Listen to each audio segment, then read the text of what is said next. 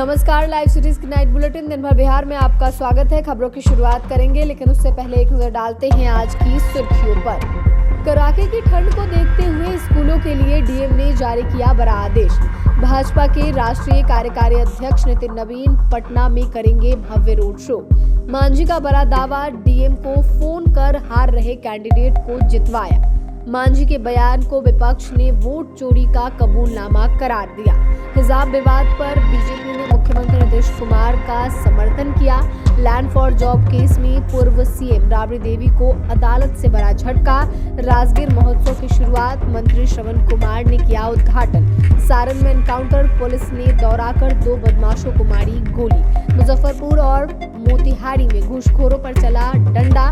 New year पर गंगा नदी में नाव नहीं चलेगी। अब खबरें विस्तार से।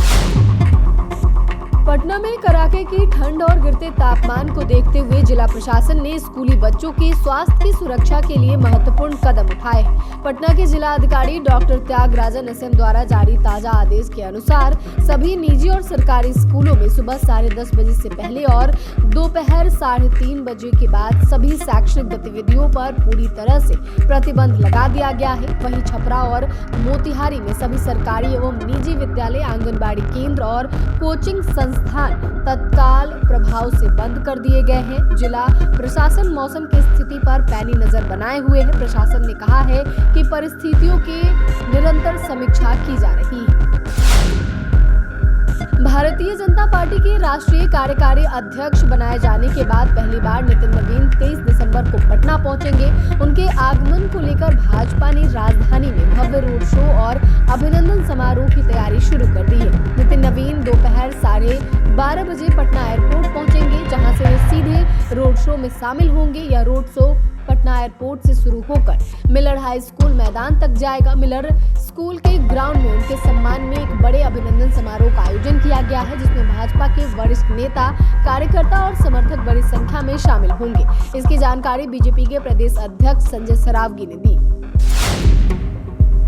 मांझी के बयान से एक बार फिर राजनीतिक बवाल मच गया है। मांझी ने 2020 के विधानसभा चुनाव का जिक्र करते हुए कहा कि एक सीट पर वे करीब 2700 वोटों से हार रहे थे, लेकिन तत्कालीन गया डीएम से बात होने के बाद नतीजा उनके पक्ष में चला गया। उन्होंने अपने भाषण में उस समय के गया जिलाधिकारी अभिषेक सिंह का नाम भी लिया, जो 2006 बैच के आईएएस अधिकारी रहे हैं और 2023 में सेवा से इस्तीफा दे चुके हैं। मांझी ने खुद इन आरोपों को सिरे से खारिज किया है। उन्होंने वायरल वीडियो को टेम्पर्ड बताते हुए कहा कि उनके बयान को तोड़ मरोड़ कर पेश किया जा रहा है।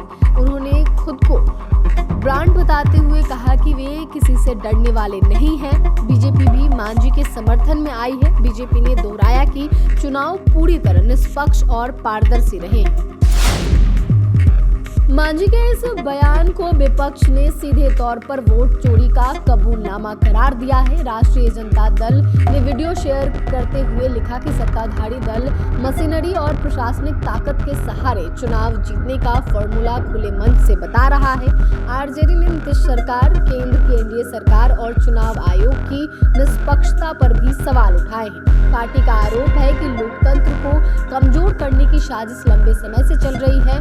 कांग्रेस ने भी इस मामलों को लपकते हुए तीखी प्रतिक्रिया दी है। बिहार कांग्रेस ने सोशल मीडिया पर लिखा कि जब नतीजे संपर्क से बदल सकते हैं तो आम मतदाता की वोट की क्या कीमत रह जाती है। कांग्रेस का कहना है कि यह बयान दर्शाता है कि सत्ता पक्ष प्रशासनिक दबाव और मिलीभगत के जरिए चुनावी नतीजों को प्रभावित कर रहा है। हिजाब विवाद पर बीजेपी के नेता हरिभूषण ठाकुर बचौल ने मुख्यमंत्री नीतीश कुमार का समर्थन किया है। उन्होंने कहा है कि सार्वजनिक स्थानों पर पहचान छिपाकर किसी प्रकार की सरकारी प्रक्रिया पूरी करना गलत है। उन्होंने कहा है कि यदि कोई व्यक्ति डॉक्टर की सरकारी नौकरी लेने आ रहा है तो उसकी पहचान स्पष्ट होनी चाहिए, ताकि कोई दूसरा व्यक्ति पहचान छिपाकर नियुक्ति पत्र न ले सके। बचौल ने इस संबंध में कानून बनाए जाने की मांग की है। आगे कहा है कि मुख्यमंत्री नीतीश कुमार ने इस मामले में सही कदम उठाया है। सार्वजनिक स्थानों पर चेहरा ढकने की अनुमति नहीं दी जानी चाहिए। उन्होंने कोई जुर्म नहीं किया। जिहादी मानसिकता के लोग उन्हें धमकी दे रहे हैं। ऐसे लोग भारत में नहीं चलेगा। विदेश में बैठकर जो धमकी दे रहा है। राउज एवेन्यू स्थित प्रधान जिला एवं सत्र न्यायाधीश की अदालत में IRCTC होटल घोटाला समेत 4 अन्य मामलों को लेकर बिहार की पूर्व मुख्यमंत्री राबड़ी देवी की हस्तांतरण की मांग याचिका खारिज कर दी गई है। राबड़ी की दायर की गई याचिका में विशेष न्यायाधीश विशाल गोगेन की अदालत से अपने खिलाफ चल रहे मामलों को दूसरी अदालत में शिफ्ट करने की मांग की थी। CBI ने मामले में दलील दी थी कि यह अर्जी न्याय प्रक्रिया को प्रभावित करने और न्यायाधीश की छवि खराब करने के इरादे से दाखिल की गई है और यह स्पष्ट रूप से फोरम शॉपिंग का मामला है। राजगीर महोत्सव 2025 का शुभारंभ हुआ है। बिहार सरकार के ग्रामीण विकास मंत्री श्रवण कुमार ने इसका उद्घाटन किया।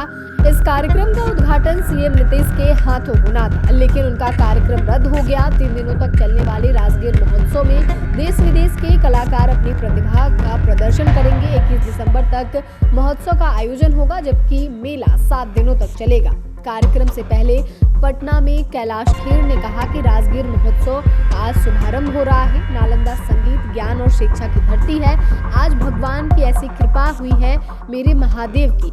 जब विश्व में कुछ नहीं था तो सब पहला भारत के पास नालंदा यूनिवर्सिटी था। उसी धरती पे पहुंचा पूरे बिहार का हम स्वागत करते हैं। सारण में पुलिस और अपराधी के बीच मुठभेड़ हुई। हादसे में 2 अपराधियों को पुलिस ने दौड़ाकर गोली मारी।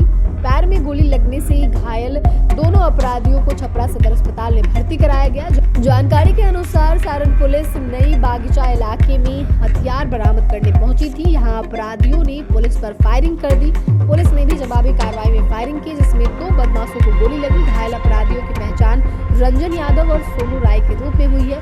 पुलिस के मुताबिक ये दोनों बदमाशों पर पहले से कई आपराधिक मामले दर्ज हैं। ये वही बदमाश है जिन्होंने छपरा के प्रसिद्ध डॉक्टर सजल कुमार को किडनैप किया था। हालांकि रास्ते में डॉक्टर उनके चुंगल से भाग निकले थे।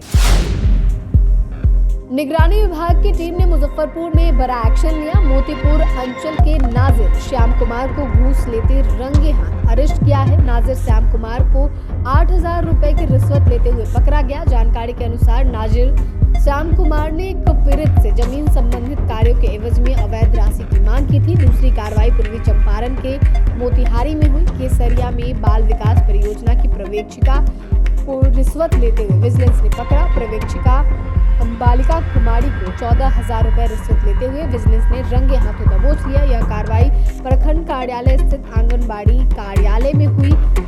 सेविका से पैसे की मांग कर रही थी। सेविका पति जनार्दन प्रसाद कुशवाहा के आवेदन पे कार्रवाई की गई।